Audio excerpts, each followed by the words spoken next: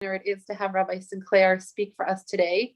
On a personal note, years ago, I was doing some of my own research on Shmitta. And as I was looking through my primary sources and secondary sources, I also went online, of course. And as I'm doing a search, I happened to come across some of Rabbi Sinclair's work. And I was just so fascinated by everything he had to say on the subject. And I was particularly intrigued by the way he discussed the mitzvah in the context of contemporary social, economic, and agricultural significance. It really brought the mitzvah to life for me. And when Rabbi Sinclair happened to mention that in one of the online talks that I heard, that his initial interest was sparked with his own bar mitzvah parsha being Parshat Bahar, that spoke to me as well, as my own son's bar mitzvah was approaching at the time, also Parshat Bahar, and was very much on each of our minds. So, and it happened to have also been my husband's bar mitzvah parsha. So we happen to already feel a strong personal affinity to the parsha and to the mitzvot in this parsha. So Rabbi Sinclair, I feel like really adds something very special and unique to the study of this mitzvah. And just to note some highlights from his biography, Rabbi Yedidya Sinclair began his career as an economist advising the British government. He served for 6 years as vice president and senior economist of an Israeli solar energy company, and is currently an investor in and consultant to Israel high-tech startup companies. Rabbi Sinclair holds degrees from Oxford and Harvard, as well as Orthodox Smicha, and lives with his family in Yerushalayim. His book on Rav Kook's great work on Shmita, Shabbat Haaretz, will be published by Magid Koren Books in September 2021. So yesher koach on that. We are looking forward. And thank you so much for being with us today. Thank you very much, Aviva and Yossi, for the generous introduction and for hosting me here. Everybody can hear me okay? Yes, I can. Okay, great. Anybody having trouble hearing? Okay, great. So I want to talk about Shmita. Shmita is the central mitzvah in Parshat Bahar, the first of our parshiot, but it also has a very important role in Parshat Bechukotai as well, the second parsha, and we'll come to that as well. As Aviva said, I feel a close affinity to these parshiot. It's my bar mitzvah. It's also the parsha of my ufuv as well, coincidentally enough. So one way or another, I feel very fated to be interested in Shmita. So I want to begin with a story. 2 Shmitot ago, in 2007, I found myself being interviewed about what was going on in Shmita then on NPR, National Public Radio in New York. So what was going on in Shmita then in Israel? Well, to be honest, it was a bit of a mess. There was a big argument going on between those people who hold by what's called the heter mechira, the leniency to sell the land of Israel during the Shemitah year, and those people who don't. So the question is, what kind of vegetables do you eat? Do you eat this lettuce or those tomatoes? Sorry, tomatoes, I should say. What do you eat in the supermarket? Whose hechsherim do you hold by? And this argument had been going on more or less in Israel for as long as I can remember. Every time the Shemitah came around, this is what people spoke about, right? Whose hechsher do you hold by? Do you hold by this? Do you hold by that? But that Shemitah year, 14 years ago, it kind of ratcheted up a level and things started to get out of control. So the chief rabbinate at the time, Rav Yonah Metzger, he took things, he really, upped the ante and said, we, the chief rabbinate, we're going to let local rabbis not hold by the heter mechira and not give a hechsher to heter mechira produce in their town, which was kind of weird because the chief rabbinate was itself sponsored the heter mechira. So uproar in Israel. It went to the Supreme Court, and there were almost riots. It was absolutely chaotic in Israel. So somehow NPR got to me and asked me to explain this. So there was this very nice interview. I spoke talking to me on the phone. I was in Jerusalem and I tried to explain, well, it started off in the book of Leviticus, and then there was this great rabbi called Rabbi Cook 100 years ago, and he said, just then for one time only you could hold by this heter mechira and this, and I could quickly tell she couldn't understand what I was talking about, and she knew that it was chaotic. She knew that rabbis were at each other's throats. She was particularly tickled. I remember by the detail that for some people in Israel, the most kosher food you could eat during the Shmitta came from Gaza, where people were shooting rockets at us. She thought that was kind of funny. And I got off the phone from the interview. You can listen to it online if you want. It's still there. Just feeling so embarrassed. And I felt embarrassed for myself because maybe I could have done a better job of explaining it. But I felt embarrassed for all of us, because this, nice lady from NPR she clearly thought that the whole thing was absolutely ridiculous. And, this mitzvah, which is, as we'll see, so central to Jewish life in Eretz Israel, just sounded like a laughingstock to her. So I was just embarrassed and humiliated for all of us. And frankly, for the Chilul Hashem, which was going on at the time. And I silently swore to myself that I would do something, however small, next time around to make sure that Shmitta was different that time, that it wouldn't be reduced to such pettiness and such small-minded arguments where all the values of Shmitta got lost and were forgotten. And it turns out that about the same time, quite a few other people were silently swearing to themselves exactly the same thing, that next time it would be different. Next time it wouldn't be so degrading and so embarrassing as it was that time around. And next time indeed, it was different. But we'll get to that. That's the end of our story. But what I want to do on the way there is three things. First of all, I want to learn with you the key parshiot in the Torah to show what Shmitta is really about. What are the key ideas, the key values, the key halachot in Shmitta? The second thing I want to do with you is I want to discuss briefly how we got to this situation. How did these beautiful mitzvot become reduced to what they were 14 years ago? And the third thing I want to do is I want to talk about where we've come from then and how people, particularly in Israel, but also outside Israel, have started to recover some of these values of what Shmitta is really about. So that's what I want to do with you in the next 45 minutes or so. So let's get going on the key sources in Shmitta.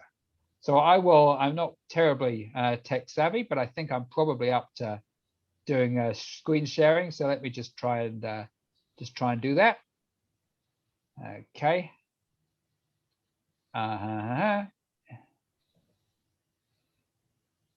Here we go.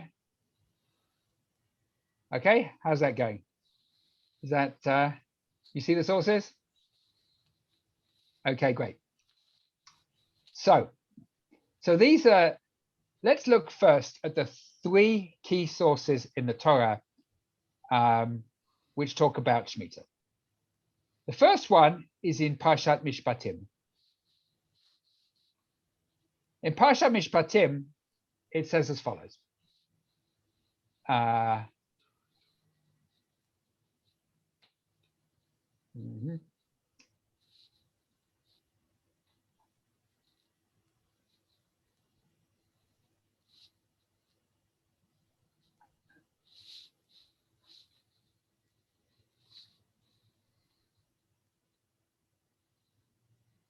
Okay. Thank you for bearing with me. So I'll read it in Hebrew, in English, but you can see the Hebrew there. 6 years you shall sow your land and gather in its yield, but the 7th year you shall let it rest and lie fallow. Let the needy among your people eat of it, and what they leave, let the wild beasts eat. You do the same with your vineyards and your olive groves.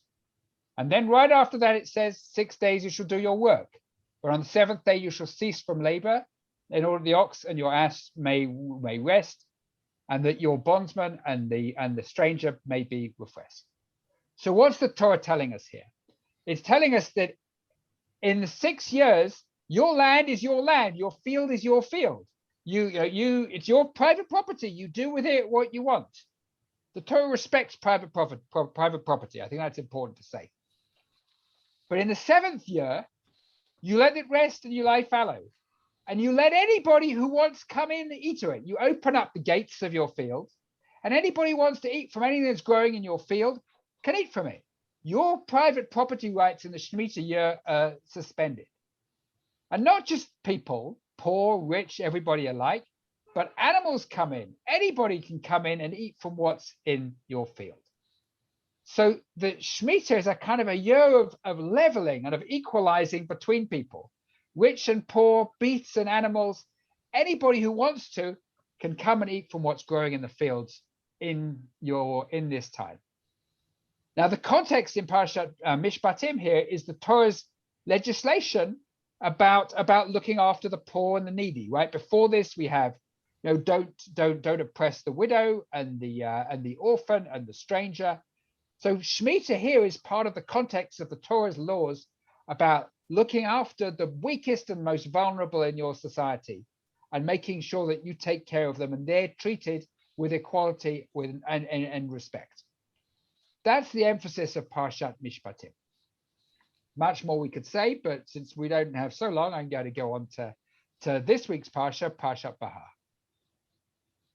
God spoke to Moshe on Mount Sinai, speak to the Jewish people and say to them, when you enter the land that I assign to you, the land shall have a Sabbath of God, Shabbat LaHashem. 6 days you may sow your field, and 6 years sow your field, and 6 years you may prune your vineyard and gather in the yield. But in the 7th year, the land shall have a Sabbath, a Shabbat to Hashem, and you shan't sow or prune your vineyard. You don't reap the aftergrowth of your harvest or gather the grapes of your untrimmed vines. It shall be a year of complete rest for the land. You may eat here whatever grows in the Sabbath. You, men, your men, male and female slaves, the hired and bound laborers who live with you, and your cattle and the beasts in your field. So, what's the emphasis in this week's parsha? I think it's different from Parshat HaMishpatim. It's a different angle on Shemitah. It's about you having a year of rest, taking a year off from farming and from doing your work, and the land having a year off as well.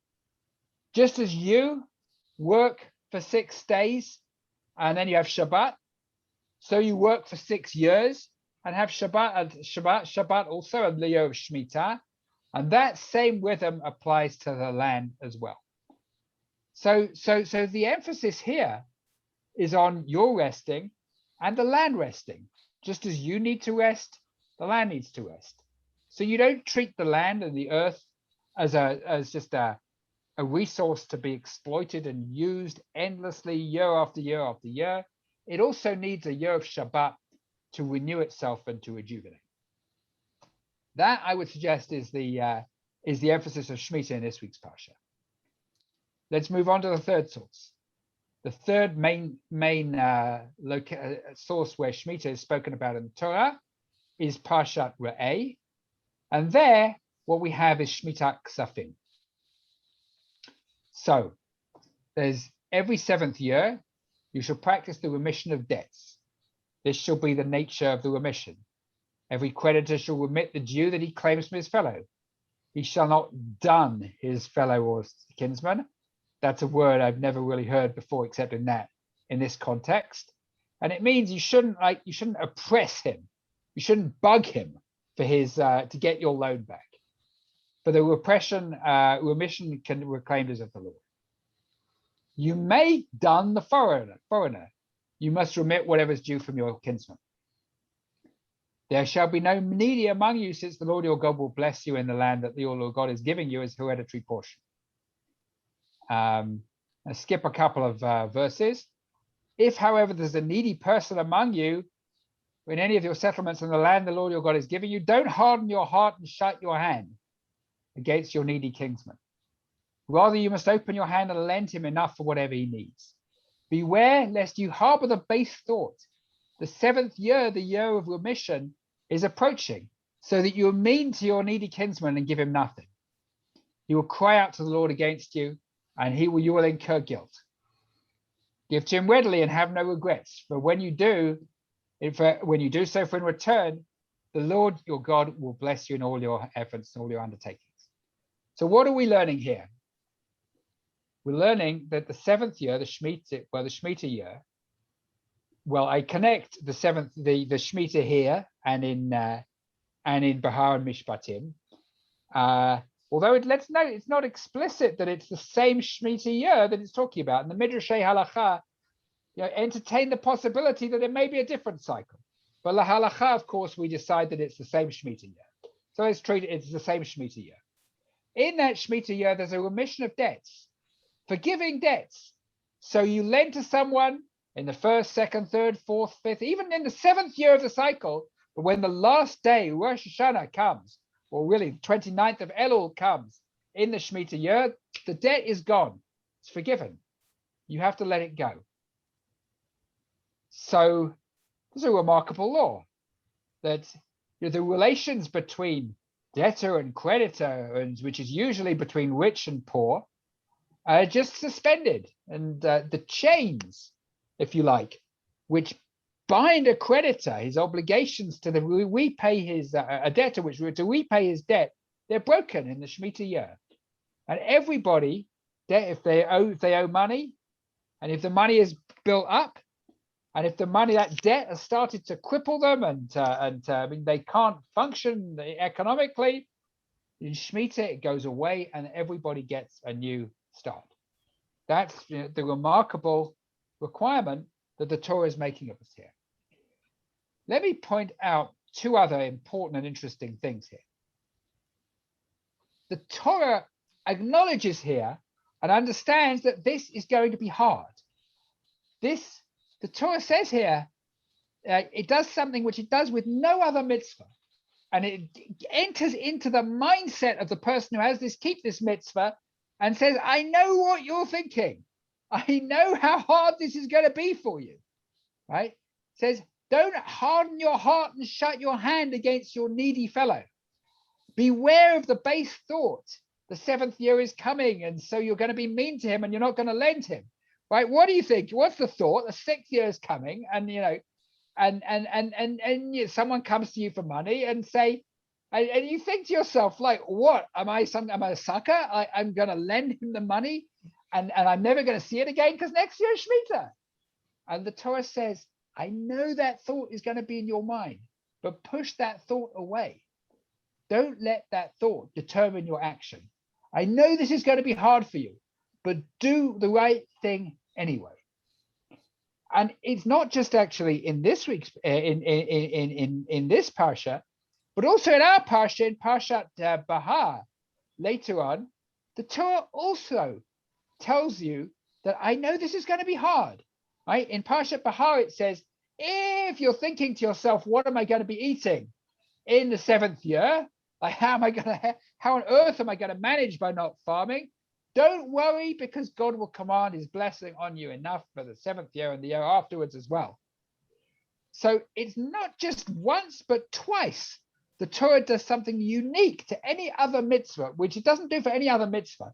And it enters into the mindset of the person who has to keep it and says, I know that it's going to be hard for you, but you have to do it anyway. So that's, I think, another remarkable thing which we see in this week's in this parsha. I want to also mention from Parshat Bechukotai how exceedingly important the mitzvah of Shmitta is according to the Torah. I mean, first in Parshat Bahar, this is the culmination of the Brit on Har Sinai, right? It says these at the end of the Vayikra says Eila Divrei HaBrit. This was the Brit which was Har Sinai, and the Brit was sealed with the halachot and the mitzvah of Shmitta. In Parsha Behur Katai, the Torah makes clear this could not be more important to Hashem. The Torah says, "Az titzeh haaretz et shabtoteha." Right, this is part of the klalot, where God says, what's going to happen if you don't keep the Brit? And the Torah enumerates in blood-curdling detail what's going to happen if you don't keep the Brit. And the Bar Koreh, I know from my Bar Mitzvah, has said this in a low, quiet voice, because these are so awful, the klalot which the Torah is predicting, is promising. And in the middle of the klalot it says, "Az titzeh haaretz et shabtoteha, kol yomei hashama v'atem be'eretz oyevechem, az tishbot haaretz ve'etzat et shabtoteha, kol yomei hashama tishbot et asher lo shavta b'shabtotechem b'shivtehem aleha." So after you've gone into galut as a punishment for breaking the Brit, then the land shall make up for the Shabbat years. That throughout the time it's desolate and you're in the land of your enemies, then the land shall rest and make up for the Shabbatot. Throughout all the time it's desolate, it shall have the rest that you did not observe in the Sabbath years while you were dwelling on it. So the very strong implication here is that galut is the punishment for failing to observe Shemitah. Because you didn't observe Shemitah, the land gets to have all the Shemitot which you missed during the time when you were living on the land.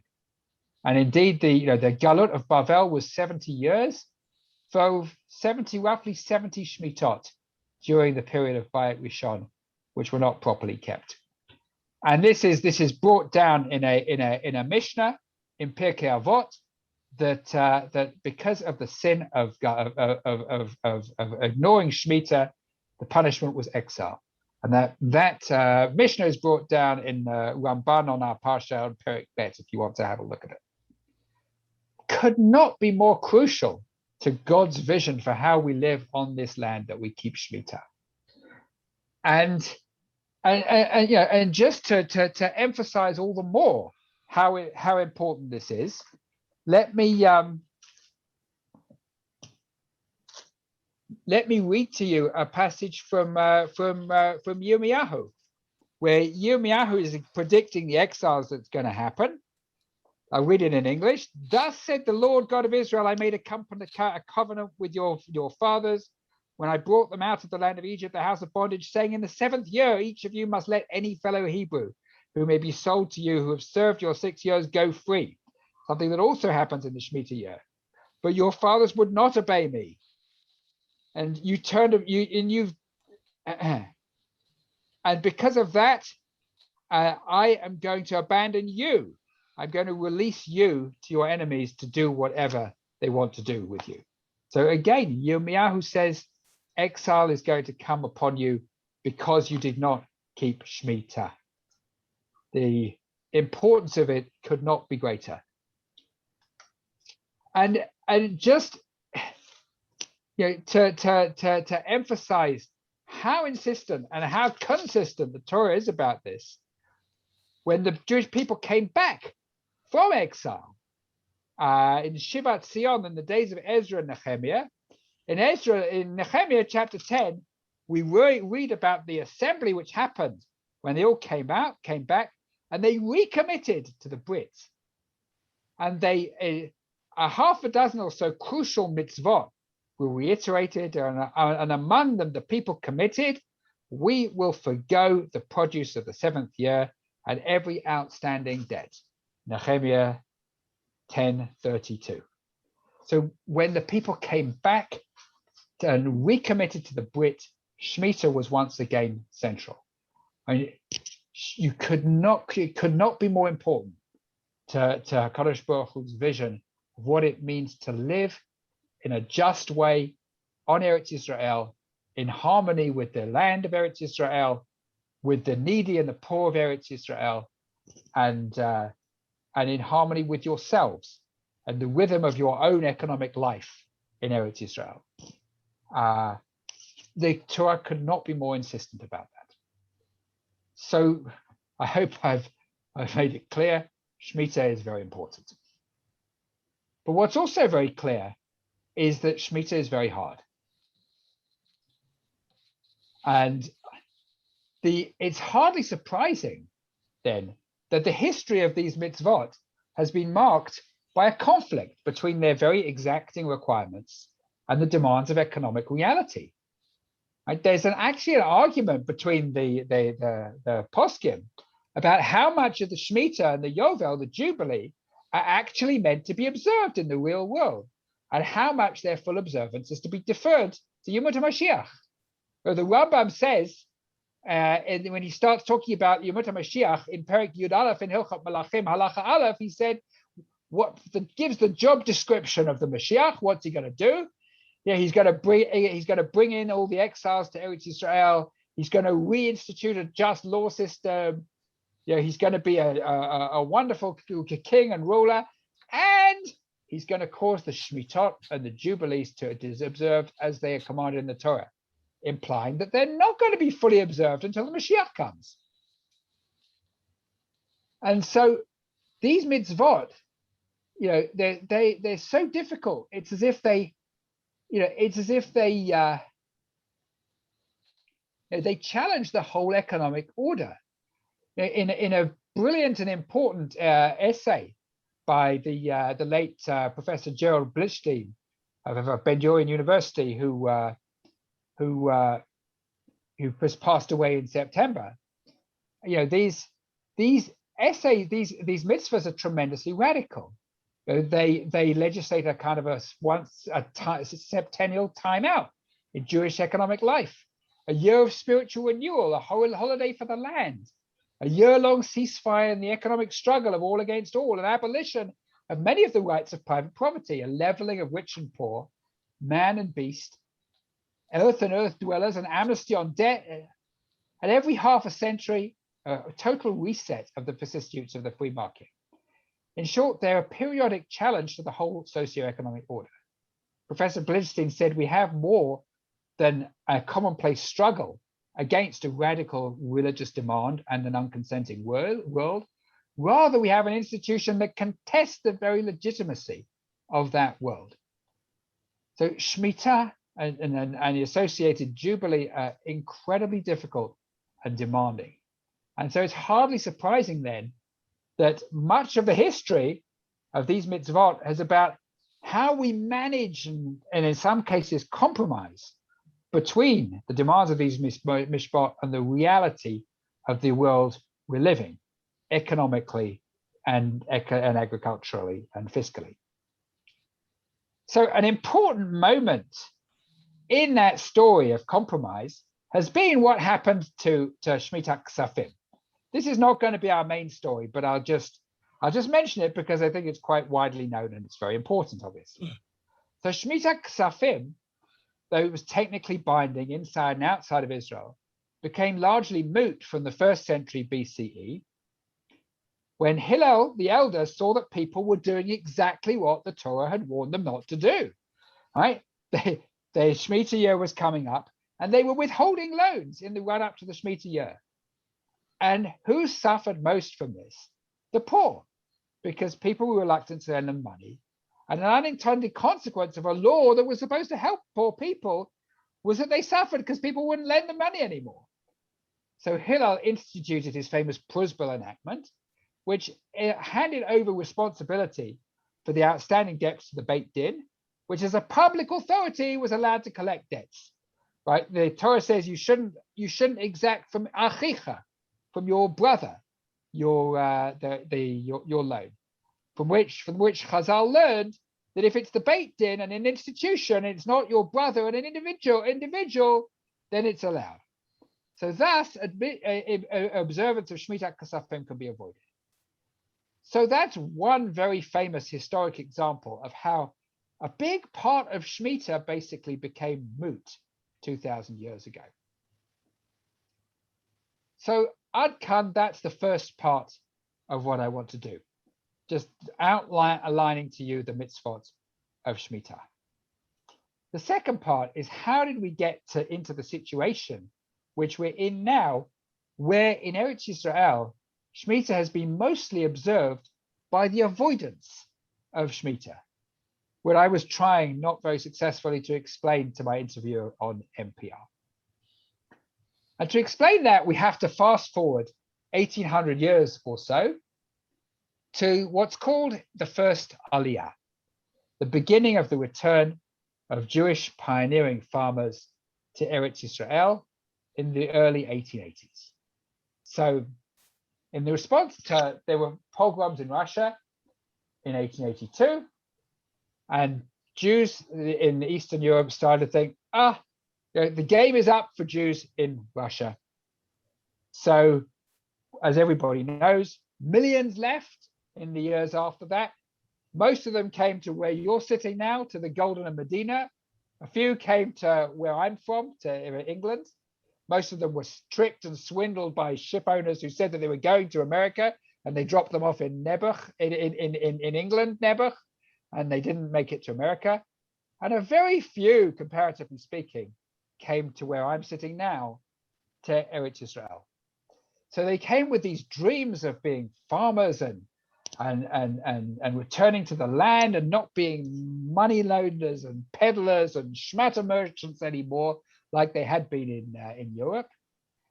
And they quickly found that it was very, very hard for them. Many of them were not trained as farmers. They suffered terribly. They suffered from hunger, and they suffered from the Ottomans, and they suffered infant mortality and malaria, and it was absolutely desperate, the conditions, the situation they were in. They were helped out by somewhat by Baron Edmond de Rothschild, great French scion of the Rothschild banking family, who agreed to buy land for them and to help train them a little bit in agriculture. So with his help, they were able to schlep along and just about keep body and soul together until the first Shmitta year came around after they came back to Eretz Israel. First Shmitta year came around in 1888, 1889.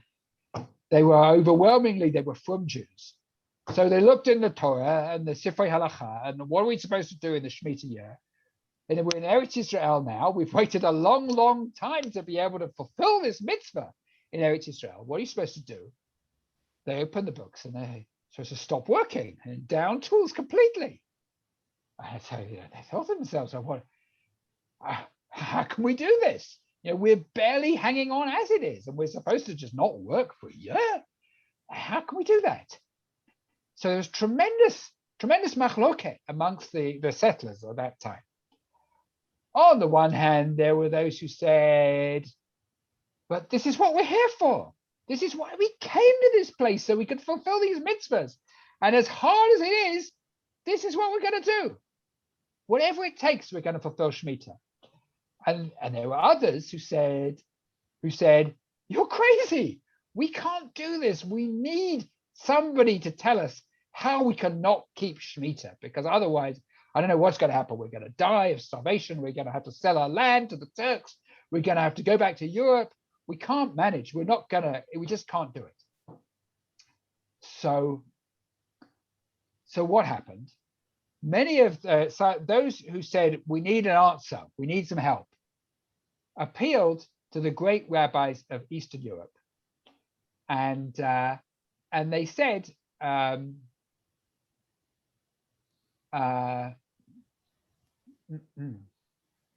I realize I'm still screen sharing. Okay. So I didn't, but okay. So since I'm still screen sharing, this is a photo of Edmond de Rothschild, Baron de Rothschild. He supported the early settlers. He was mostly interested before he got into this in racehorses and in his tremendous art collection. But when Rabbi Shmuel Moliver, one of the great rabbis of the time, came to see him, he persuaded him to come to support the pioneers. This is Rothschild in his later years visiting Zichron Yaakov, one of the settlements that he had set up. was very proud of it when he came in to visit. This is Maskeret Batia. Maskeret Batia was the only place which ultimately held out and kept Shmitta fully in 1888-89. And this is how it was in 1898. You see, it's a few poor houses and a few poor people. That's what it was. They were barely hanging on. And they came under tremendous pressure from Rothschild and from his emissaries there. I actually happened to go there this week to Maskeret Batia for a conference about Shmitta, and I heard the whole story. We had a tour of the place. So they cut off their health care. There was one doctor who came around to all the settlements, and when the people in Maskeret Batia said, "We're not keeping Shmitta," right? Well, Rothschild said, "What? I'm supposed to be supporting you, schnorrers? Are you not even going to work? The doctor's not going to come to you. He's not going to come to your settlement. And the teacher's not going to come. And the person who's teaching you how to farm is not going to come." But they held out regardless. And they said, "This is what we're here for. Whatever it takes, however hungry we are, however much we suffer, we're going to keep Shmitta." And they did. A tremendous personal cost. And this is Maskeret Batia today. It's a beautiful place to live. It's a lovely town, 15,000 people near Tel Aviv, near the railway station, beautiful houses there. I love going to these places and, seeing and hearing the stories of, self-sacrifice and Mesirat Nefesh, with which people built the beautiful country that we have today, which I'm privileged to live in. So that's a little digression, but back to Shmitta. So the rabbis, the people went to in the settlements, appealed to the great rabbis of Eastern Europe, and the answer they came back with for them was, "Well, this is what you can do. You can sell the land in a semi-fictitious way to non-Jews for the duration of Shmitta, along the lines that we do for Mechirat Chametz, right? Everybody knows, right? And that you can sell Chametz to a non-Jew for the duration of Pesach, right? Okay, you're not supposed to have any Chametz in your house during Pesach, right? But suppose you got, your favorite breakfast cereal in the cupboard, in the cupboard, and you really don't want to get rid of it. Okay, you can sell it. Suppose you have a really fine selection of single malt whiskies, and it will be very painful to pour them down the sink before Pesach. You can sell them to a goy for the duration of Pesach. Suppose you were a Jew with a huge brewery in the 16th century, and selling it would mean ruin. So you could sell it to a non-Jew. So the rabbi said, and the greatest rabbi who signed on to this at the time was Rav Yitzchak Elkanan Spector, after whom, of course, the Yeshiva University Rabbinical School is named. And he said, you can do this to get, and since it won't be owned by you anymore, you can continue farming in the Shmitta year. So that was the solution that they came up with, which enabled them to continue to farm. So the next Shmitta year things came around, same thing, question came around, and the settlements were still not in great shape. So the rabbi said, yeah, okay, you could do it again, just once. And then the next Shmitta, and they said, okay, we're really not happy about this. It's just this once. The next Shmitta year, which was 1909-1910, Rabbi Abraham Isaac Cook was at that time the rabbi of Jaffa and the surrounding colonies. Now, Rav Cook, one of my great heroes, was different from most rabbis at the time. And he was different mainly, I would say, in this respect, that he really, really loved the secular pioneers who were building Eretz Yisrael at the time. And whereas at the beginning, in the early years, they'd mostly been religious, by the time Rav Cook arrived, a great many of them were secular. And it didn't make him happy, for sure, that many of them said they didn't believe in God, and many of them broke Shabbat, and many of them didn't keep kashrut. And that pained him very, very much. Nobody should think that those things didn't matter to Rav Cook. But yet, for all that, he looked at these people and he saw the backbreaking work that they were doing in planting orchards and draining swamps and breaking rocks and building beautiful towns and settlements and fields and agriculture and orchards out of nothing. And he said, these people were doing what they're doing out of love of Eretz Israel and love of Am Yisrael, and they are my brothers and my sisters. They may be breaking Shabbat, they may be eating treif, they may not believe in Hashem, but they're my brothers and my sisters, because with their tremendous self-sacrifice and Mesirat Nefesh, they are paving the way for the redemption of the Jewish people, the renewed Jewish nation in Eretz Yisrael. This is the most important thing in the world. Rav Kook really thought he was living in the beginning of Yemut HaMashiach, when he saw what was happening around him in Eretz Yisrael. And he says, I have to help them. I have to help them do this holy work which they are engaged in. And most rabbis at the time just didn't see it like that.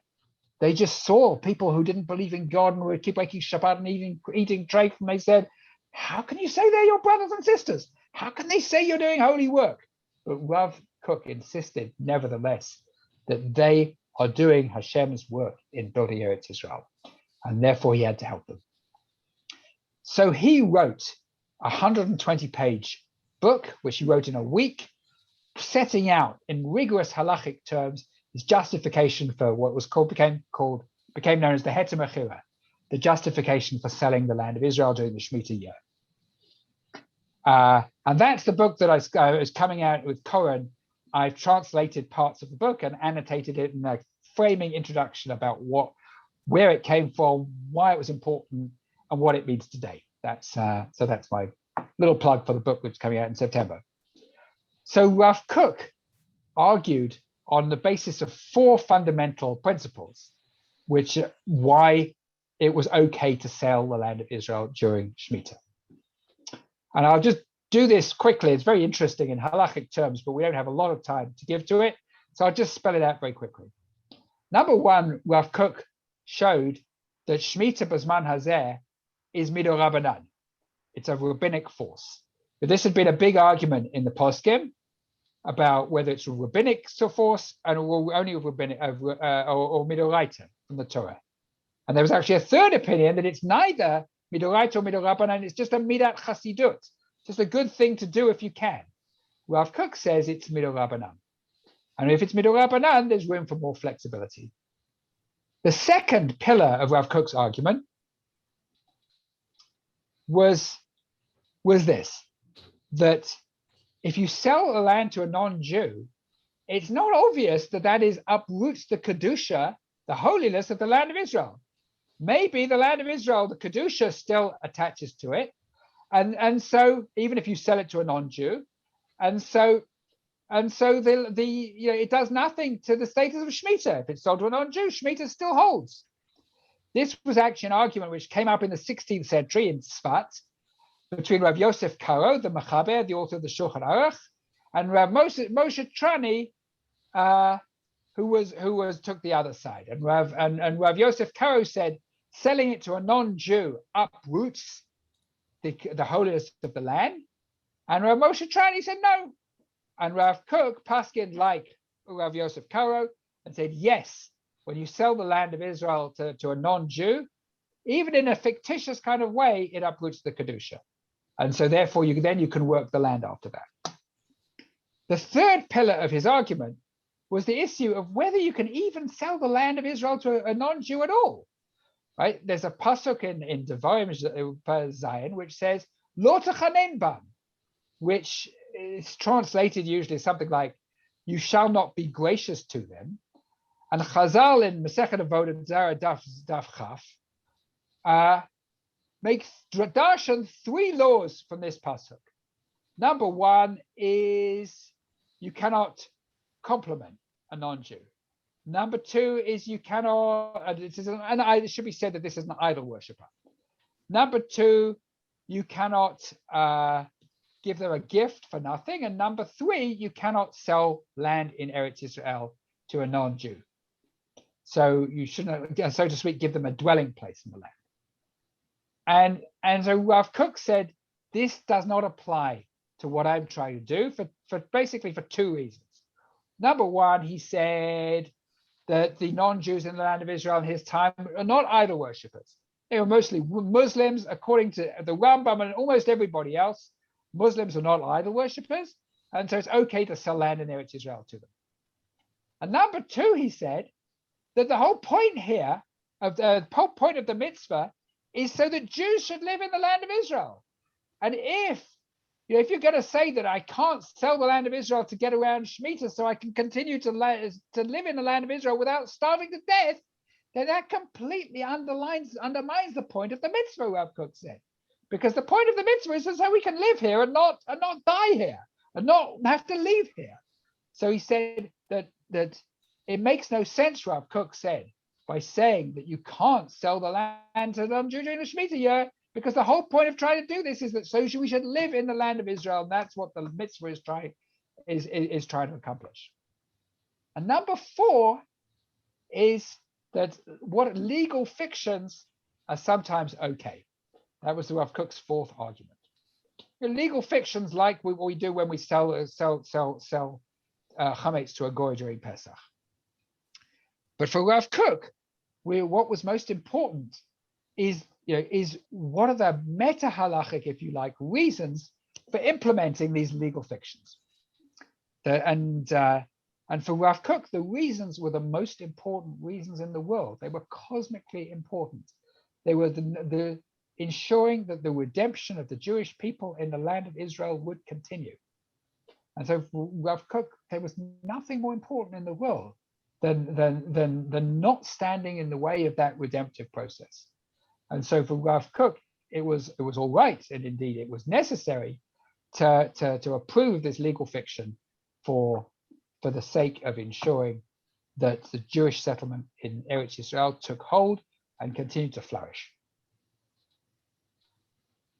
So the effect of this work of Rav Kook was basically to entrench the Heter Mechira as the way of keeping Shmitta for the next 100 years. And that's how it was. Now, the Haredim, the ultra Orthodox, were very much against this. Their great leader, the Chazon Ish, Aaron Yeshaya Karelitz, came to Eretz Israel in 1933, and he objected to the Heter Mechira, and he gave his arguments against it. And so to this day, Haredim don't hold by it, and religious Zionists and secular people generally do. And that's how we got to the situation we were in 2008. Of, unfortunately, tragically, more and more bitter and rancorous arguments between the different sides about whether you do hold by this or whether you don't hold by this. And until people decided things have to be different. So how are things different now? Well, people started to think, well, how do we make the Shmitta real? How do we make these beautiful values of sustainability of the land, of reducing debts, of giving up ownership of some of the most important things to them? What do we do with that today?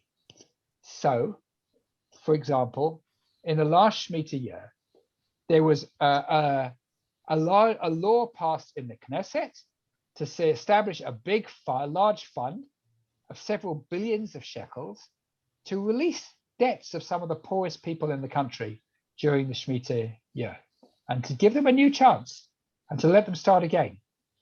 And this was very cleverly coordinated. It was the then chief economic advisor of the government, Professor Eugene Kandel, got together with some of the religious Knesset members. They go, how do we figure out how this works from an economic perspective? Because the problem of debt relief and debt amnesties is what economists call something called moral hazard, right? Which is that, if I know predictably that my debts are going to be released in the Shmitta year, right, then I have an incentive to take out debts which I can never repay, and to actually get more indebted, because I know that I'm not going to be called upon to repay it in general. So they structured it very cleverly So there a part of the debts were remitted, and a part was restructured to be paid over a certain length of time. And also, these families who were participating in the program received coaching from a number of very fine NGOs in Israel, which helped families to get out of debt and to understand how to do household budgeting and so on, so they would not get into debt like this in the future. Now, did this happen? Well, yes and no. That after the law was passed, the government collapsed and there were elections. It seems to happen quite often, unfortunately, in Israel. And so that government-run fund actually never went into existence. But the NGOs actually managed to crowdfund tens of millions of shekels to do this. And banks and utilities, which had been brought into the discussions, kept their side of these agreements of even though the government pulled out. And so this actually happened. Hundreds and perhaps thousands of poor Israeli families were helped to get out of debt by people thinking practically and realistically about how to implement Shmitta in the Shmitta year last time around. A couple of other beautiful things. The then Environment Minister passed a law whereby all of the open air parks and nature reserves in Israel were going to be open to anybody in Israel who wanted to come for nothing during the Shmitta year. Which is it was an enactment of the idea that in the Shmitta year, the land becomes ownerless and becomes, so to speak, belongs to all of us and to none of us.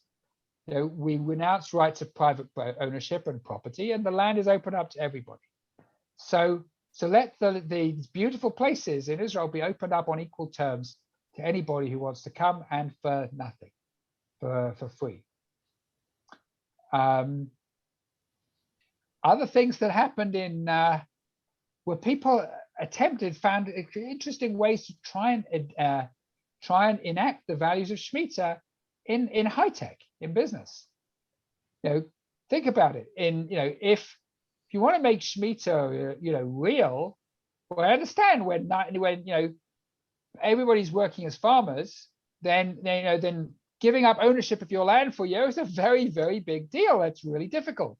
Sharing what you have, but allowing everybody into your fields, that's really hard. How do you do that? What does that mean when only 1.8% of people in Israel work in agriculture? And high tech is the drive of the economy. So a friend of mine who was one of the founders of one of the leading Israeli high tech companies called NDS, digital security for satellite TV. They're actually bought by Cisco a few years ago for many billions of dollars, but he was one of the founders. And he put together a list of 49 ways in which you can implement Shmitta in high tech, based environmental principles and corporate social responsibility principles, but also the idea that if land was the main source of our wealth in those days, knowledge is the main source of our wealth today. So how can we give up tight control of our knowledge and share it a bit more widely in the Shmitta year? So we're and I think with this I'll bring it to an end almost, and open it up to your questions and comments. In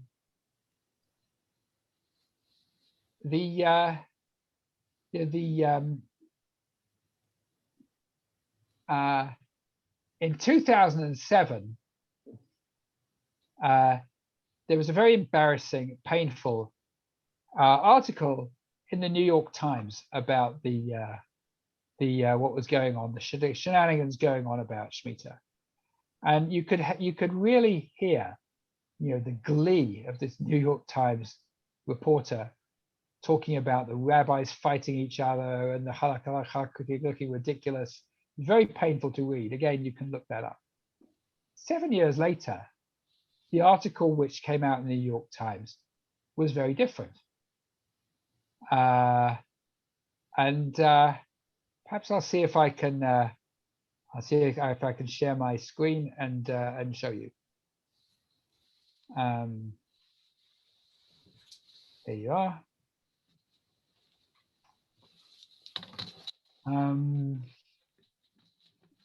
There, this one. Okay, see that?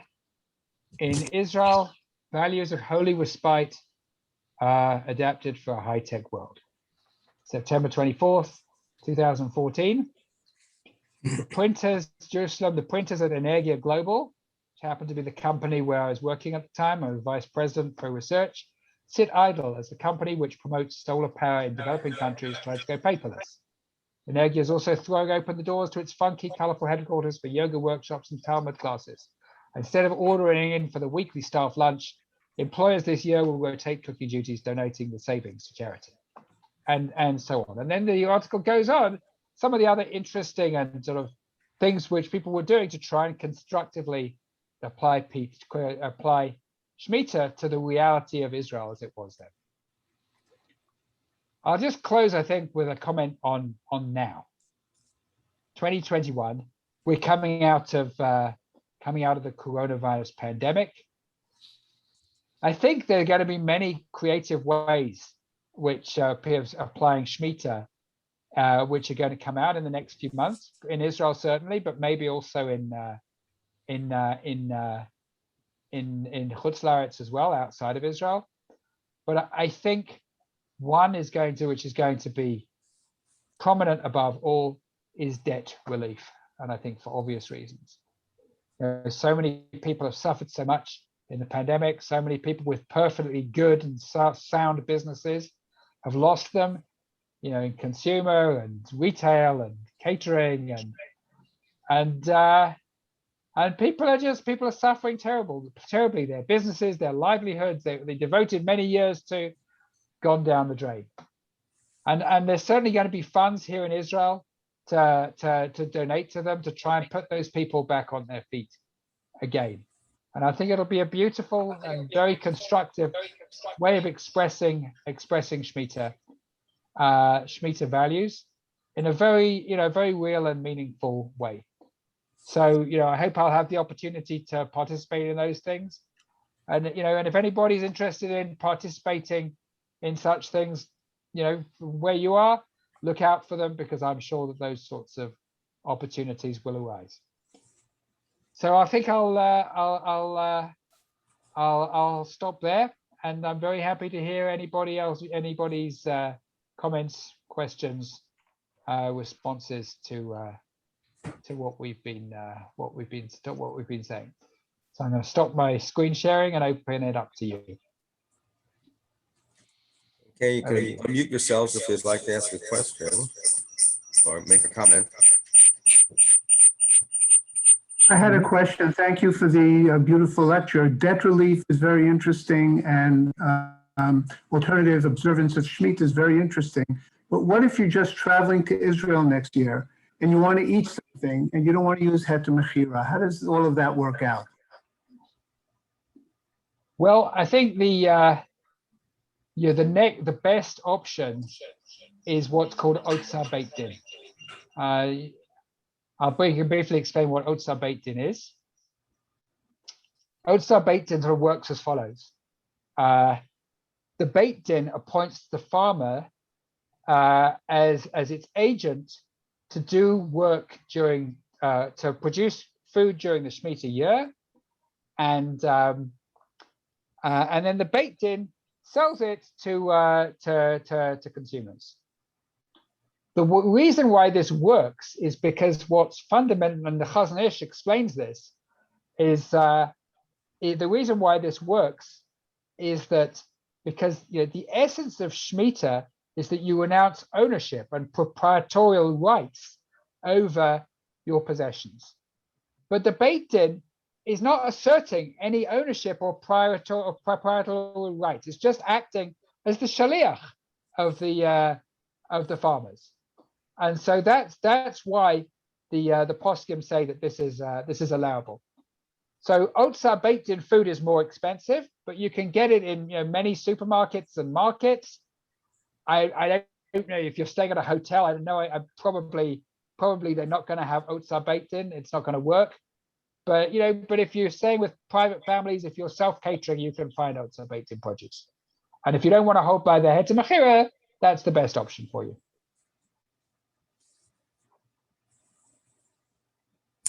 Does anybody utilize the hydroponics way of getting around the Shmitta issue? Yeah, they do. There are certainly kibbutzim and moshavim which do utilize hydroponics. I'm not a big expert, but I think it doesn't work for every kind of produce. So I think some things it works very nicely for, and some things it doesn't. And I should say as well that there are some farmers who actually keep Shmitta, actually as it's written in the Torah, and they don't rely on any of this. I actually met a farmer last time in Berkeley, California, of all places. I was on a speaking tour about Shmitta then. And this was a farmer from Eretz Israel who was visiting his brother who lived in Berkeley. And he said, yeah, he keeps Shmitta, he doesn't do any work. And I said, well, how do you manage that?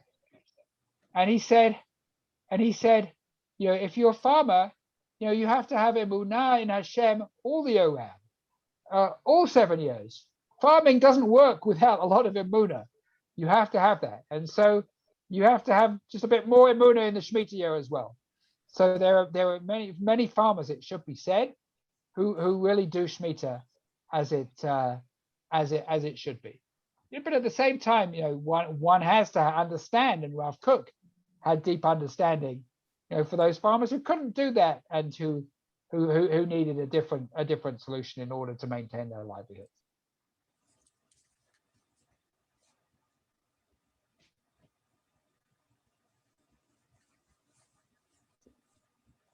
Can I ask you a question? Sure. I mean, it's how, if at all, do you think that this, affects you sitting in Teaneck, New Jersey? Are there any ways that you feel that you can actively participate in Shmitta and make it in some way meaningful? Apart from, of course, moving to Eretz Israel before Rosh Hashanah, which of course I highly recommend, but no, I don't. I'm not sure everybody's going to take my advice on that.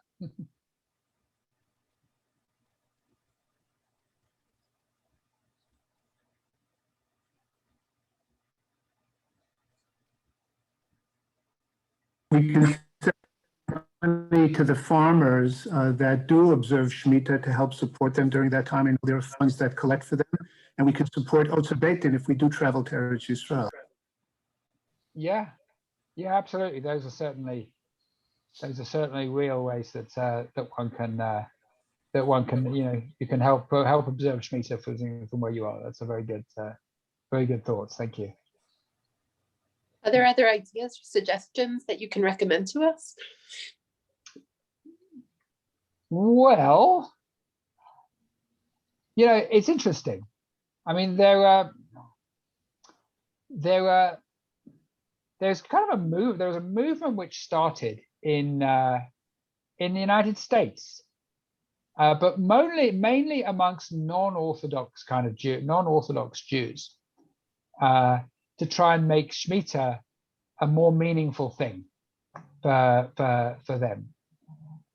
And some of it, you can see how it chimes with progressive political values, greater equality and concern for the environment and relief of debt.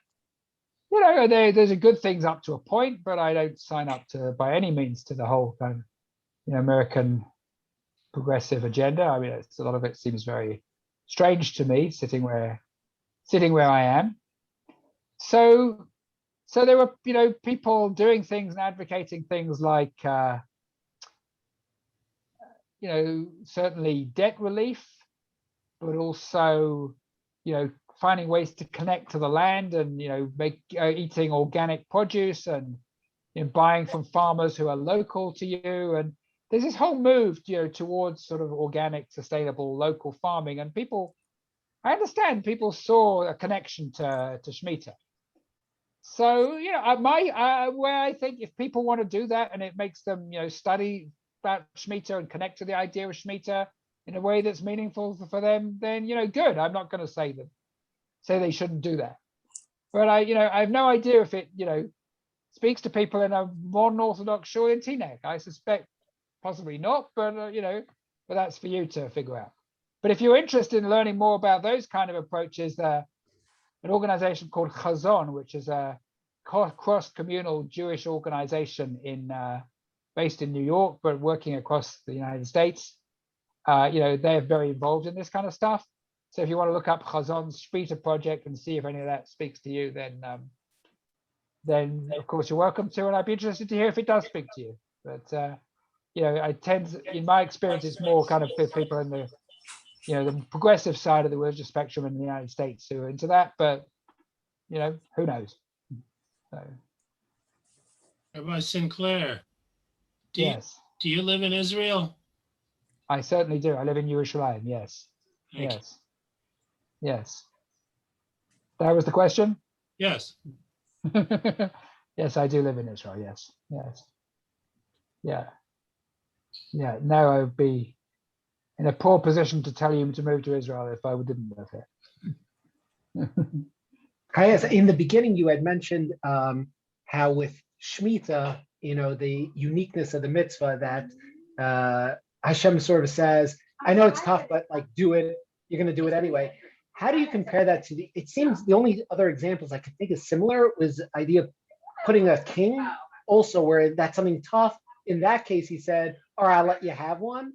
And the other example I was thinking about is Isha Yifat Toar, where also it's sort of like there's going to be a different.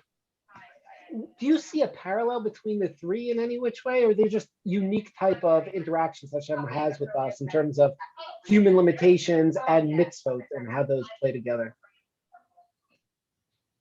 That's a very interesting question. I think in some ways the two examples you raise are different actually, because from Shmita, it's a sort of similar principle, but what comes out with the way it's resolved in the end is different, because what happens with appointing a king, is that people come to Shmuel and say we want a king, and he decides to. Shmuel says, I think this is really a bad idea. I don't think you should have a king. But in the end, they want a king. So he says, okay, have a king. So there, appointing a king was a concession to a non-ideal reality, I think you could say. I think similar to Isha Yafat Torah, right? It's, you're in a situation of war. There's these situations of temptation. It's surely not a good thing, ideally, to be getting involved with non-Jewish women in the situation of a conquest and war. But it's a conquest as a concession to human nature and the reality of a wartime situation. The Torah says, okay, you can do this, but under certain restricted conditions. So again, it makes a concession to reality.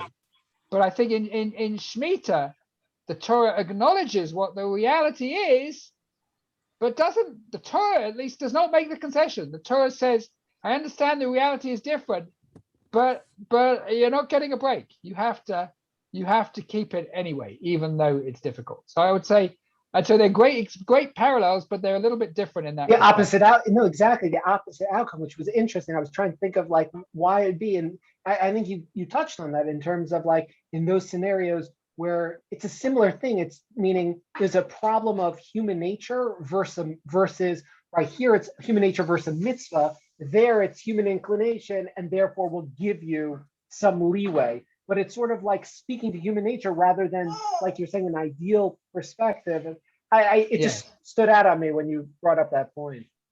Yes. Rabbi, you used the term that how much of it surprised me, but I'm curious if you could go a little bit deeper. When you were talking about Shmita Ksafim, you said unintended consequences. How could Torah law have an unintended consequence?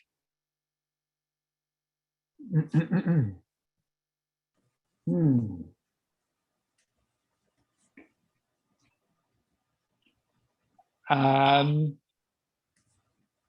the assumption behind your question is that of course Hashem knows what the consequences are going to be. So how could they be unintended? That's the point? I don't make any assumptions. I was curious that you used the term. What I meant by unintended consequences, an unintended consequence was a consequence which was at variance with the apparent intention of the mitzvah. So apparently, I'm not sure if unintended is the correct word to use, but a consequence which is at variance with the apparent intention of the mitzvah. So the apparent intention of the mitzvah is to help poor people get out of poverty and getting out of debt by forgiving their loans in the Shmita year. Now, the unintended consequence, which Hillel is spelled out in the Gemara in Gittin, Daf Lamed Vav Amud Aleph, Gemara says there that Hillel saw that as a result of Shmita Kasafim, as a result of the law of Shmita Kasafim, people were not lending to each other anymore, and the supply of credit was drying up for poor people, and so nobody was helping them, right? Because people were closing up their hearts and their hands and their wallets in the Shemitah year because of the remission of debts, they were afraid they were not going to get their money back, and so a mitzvah which was apparently designed to help poor people ended up hurting them, and so that's the sense in which the practice of Shmita Kasafim led to a consequence which was not what the Torah apparently intended. Does that answer your question? I'll take that answer. Thank you. Yeah, It seems to me that I understand there's a follow-up questions that one could ask. How could it be? Could the Torah could leave lead to a suboptimal situation like this? But okay, we can. There's plenty more that we could say about this. But there's an old question of Kol Tzafui V'Rashut Netunah. There is a conflict between the two. Free will seems to place a limitation on God's foreknowledge.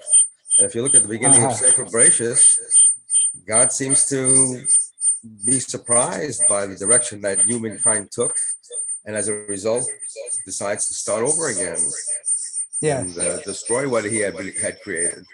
Yes.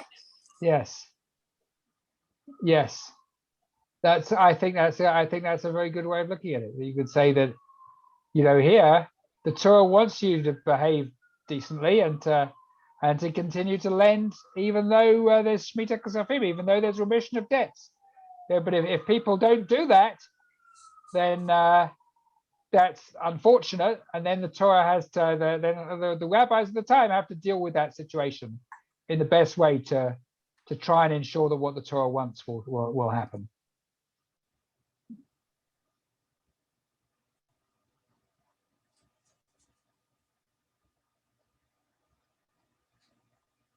Any final questions or comments?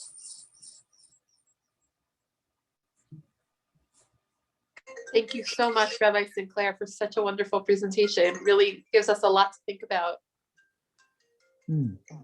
Thank you for the wonderful and thought-provoking questions, everybody, and thank you for being here. And I hope that we'll all find ways to learn about and to observe the coming Shemitah, which starts from Rosh Hashanah, in ways which help us understand the Kedusha of Eretz Yisrael and the wonderful gift that we have in Eretz Israel, and in whatever way to connect more deeply to this wonderful land which Hashem has given us. Amen. Thank you so much. Hatzlacha Rabba with all of your work, and Mazel Tov on the publication of your new book. Thank you very, very much. Kol tov. All too. Wish everybody good Shabbos. Good Thank job. you, you too.